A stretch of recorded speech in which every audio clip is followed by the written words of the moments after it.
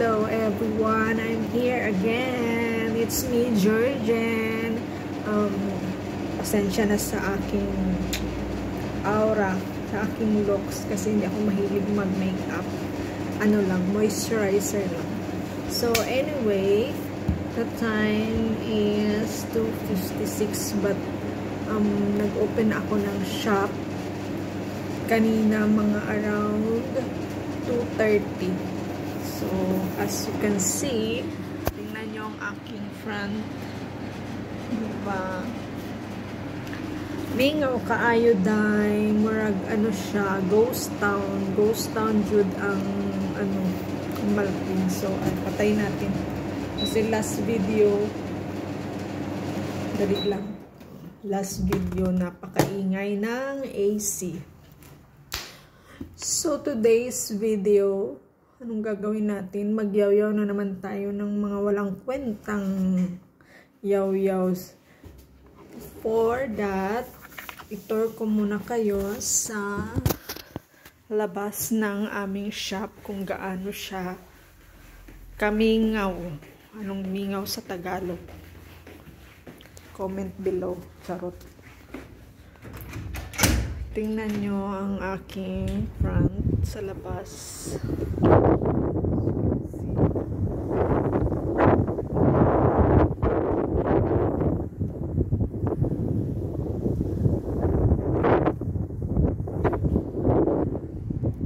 O, diba? Walang katao-tao. Hindi ko alam kung anong nakain ng aking madam. Bakit dito siya ano ng shop niya. Hindi ko maintindihan. So, anyway, pasensya sa aking look. Look na hagardo versusa na hindi ako mahilig mag-makeup. Sorry. So, anong gagawin natin? Nagyaw-yaw ng walang kwenta. Last video ko, ito na yung second video. Maraming salamat pala sa 49 subscribers ko. O, diba? Kahit pa paano may subscribers ako, 49 sila. So, thank you so much. Wala lang, naboboard na naman ako, guys. So, anong gagawin natin ngayon? Magyaw-yaw ng walang kwenta. Ang iyaw-yaw ko sa inyo dito sa harapan is kung ano yung mga experience ko dito sa United Arab Emirates. So, first is umpisahan natin yung pagdating ko dito is October 14 or 16.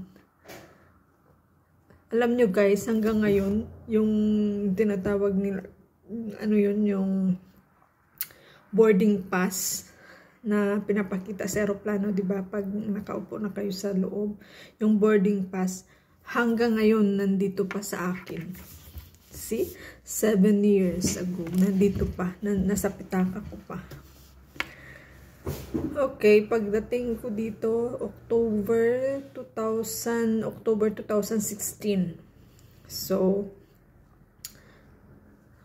ang first, sinundo kami ng uncle ko sa Terminal 1 ng Dubai, sa Dubai. Tapos, that time, October, November, umuwi sila ng Pilipinas. Ako lang mag-isa sa flat or sa, kung baga, sa Pilipinas, ang tawag nila is condominium. Dito is flat. 2 bedrooms, 2 toilet, washroom na ganyan, CR. Tapos isang maliit na kitchen, isang maliit na ano lang, living room. Tapos may border sila na nagtatrabaho sa isang call center sa Aramix, kung saan nagtatrabaho din yung asawa ng uncle ko doon sa Aramix na yun. So anyway, pagpunta ko dito October 2016 pa ulit-ulit, no? October nga. October 2016, siguro mga first week ko dito or second week nag-stay dito. Actually, dito doon ako sa Sharjah, Emirates, sa Sharjah, Sharjah, Ajman o Malquin. Sa Sharjah ako kasi nandoon pa yun dati yung flat ng uncle ko sa Muela. Doon ako nag-stay sa kanila.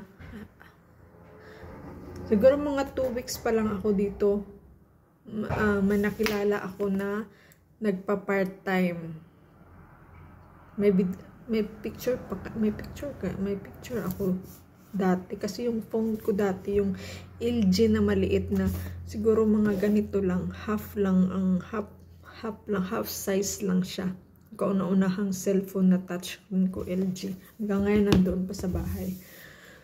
So anyway, nung first 2 weeks ko dito na nagstay sa UAE, nag-part-time ako guys, catering. First time ko nag-part-time noon, catering. 100 dirham which is 1,000, nasa, ano pa lang yung palitan noon, 2016, nasa 13 dirham or 13 dirham per 1 dirham.